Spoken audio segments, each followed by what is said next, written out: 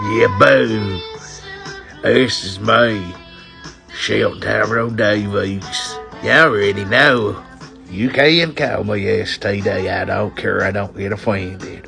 Well, I got a thing or two I want to chop it up about real quick with you.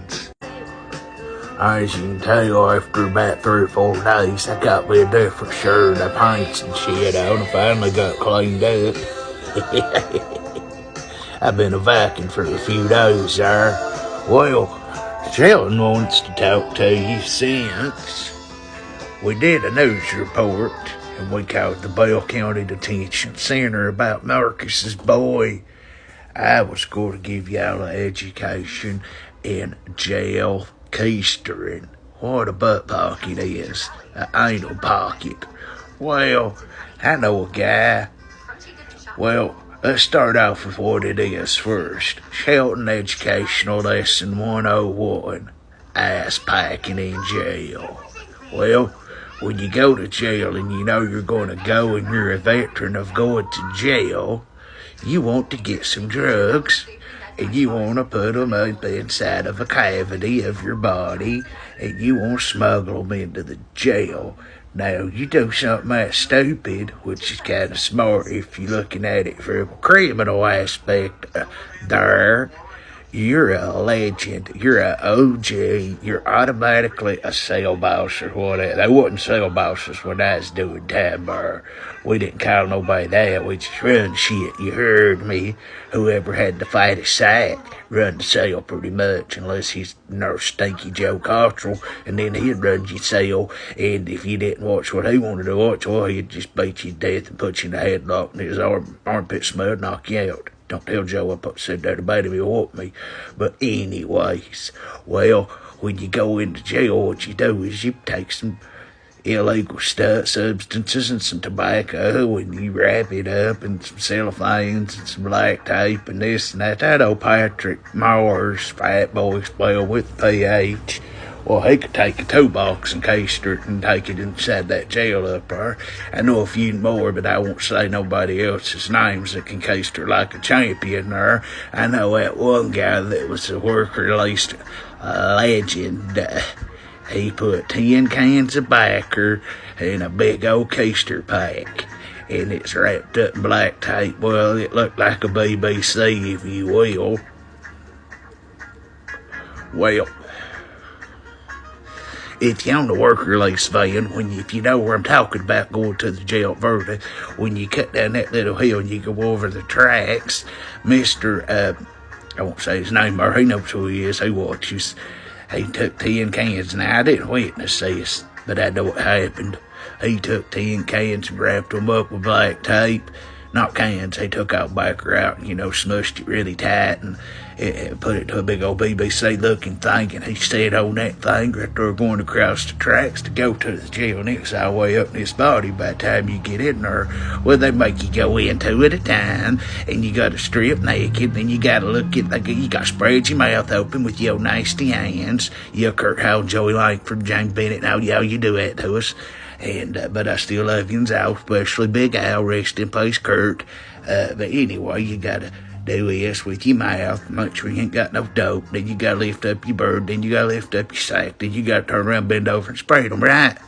Well, this fella right here, he could have put an alligator in there and bend over and spreaded them, and they wouldn't have known it, would they, or brother-in-law, huh? You know who you are. Well, one time I had to keister. The only time I keistered, I'll tell you about it.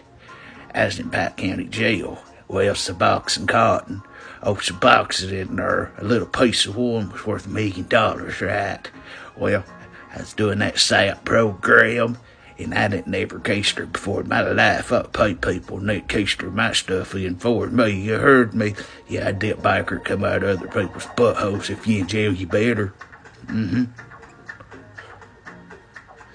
I've shot some boxing that's been in people's buttholes too, you best believe that. When you're in jail, you gotta go with the flow, right? Well, I was over in Pike County and them dumbasses like Justin Harris and them Chris Brown, they'd get fucked up, they'd run up to the counters and be drinking coffee, and you could dip snuff in there and they'd be high as a cat, trying to run a substance abuse program. So I knew when to get high and when not to get high. Well, everybody got drug tested that day. There's this guy over named George Damer, and I'd like to find that big loudmouth Brian Sailor. He sounded just like Brian Sailor's big loudmouth. Hey, big old Debo motherfucker like Jack Rice used to be too, try to take your shit. Yeah, Jackie used to support to smoke her pot all the time and shit. That's why I nicknamed you Debo. But anyway, back to Pike County. Well, they're taking dogs around downstairs. They're raiding the whole jail. Guards had done been poked at needles that day and everything in the world. Well, there's about 72 of us in Sappan as a drug test to the south. And I was on parole on completion of SAP. So if I failed a drug test, I wasn't going to get to come home. And I had a big old fat quarter of a Suboxone head back because I was smart. I would shoot up after other people in jail, but I would wait and I would use mine and get high when there wasn't nobody else getting high. I was smart about it. I never got caught. Well, anyway, that day, I didn't have nothing to keister with, and that's bringing dogs up there and everything. Well, one boy done put the rig. We will have one needle between about 70 of us. God, I don't know how I don't got AIDS. Well, anyway, somebody keistered that rig that we was out using, and I didn't tell nobody but one other person. I had that quarter and that big George Damer motherfucker. He sensed it. I had a cheese wrapper and a lighter and a piece of a Bible paper. Well, I put that thing in that Bible paper, and then I wadded it up and I sealed it with that lighter inside that cheese wrapper. And I took my middle finger, and up jumped the buggy. It went up the booty. Yep, it went in the poop bag. It barely went in there, too. Felt weird. I did not like it, but I know one thing, I was going to be able to get fucked up later, because a quarter will blow you away in prison. It'll blow 5 people away. If you know, you know. Well, anyway, I go downstairs and I pissed with that thing inside me, and it felt so weird peeing.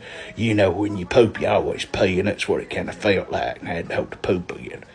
Well, anyway, I went back upstairs and I got that thing. I started trying to push it out like I was taking a dumper, and it made a little noise, like a whistle noise or something.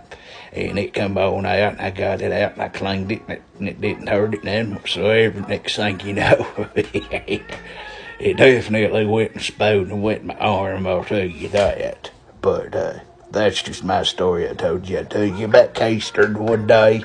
And I know that Nash Halcomb from up at Campbell. One time we was in jail, and he put a whole pack of Marlboro Reds in a box, regular Marlboro Reds. He keistered a whole box and a lighter with nothing around them. And they come in there, good thing they just had that cellophane never been popped open, because they had blood and shit all over them. I've seen that fat boy keister on the street just to be keistering, but he'd always would go to jail, so he always kept his pocket full. Old Bell County, if y'all remember him, Brandon Cavins, my first bid in Pike County, when he come in, he keistered some dope in Harlan jail and had to ride all the way to Pike County and wait 2 days to poop to get it out, and then it wouldn't come out. And what's his name, Joseph Ratliff, him and that other boy, that Russell something, I can't remember his name, they was digging it out of his body cavity, if you will. We got blown away off of it, but I must admit it did smell a little smelly. Well, I'm trying to think if I've got one more good keister story. I know my little real short buddy down there on the south side of Baxter, he could keister like a champion, but I ain't gonna say his name because he's on a little parole or whatever. But I know a million people that's went inside that jail with a lot of drugs up in them. I seen Stacy Reynolds come in last Scott I actually done was in A block. He gave me about 5 milligrams. Made Jim Moore Chris Young one time in 2009. Stacy brought in a good little butthole pocket full of drugs that day, I must admit. But this has just been Shelton Tyrone Davies talking to you about an extra pocket on the human body. Goodbye.